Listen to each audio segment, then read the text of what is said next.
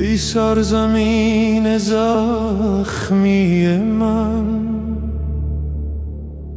شبهای خون گرفتات را، قامت مردان تو با تیغ آفتاب پاره کردند.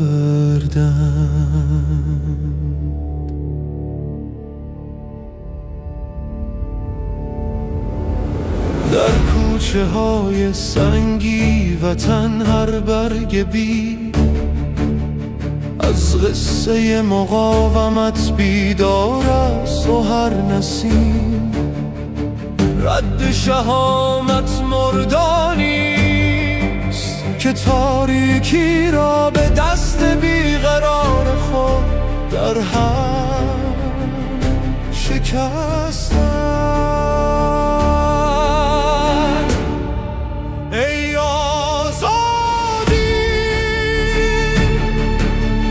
ما از میان خاکستر خشم برخاستیم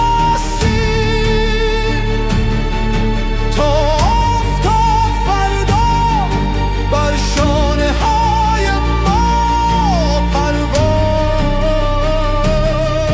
کندن.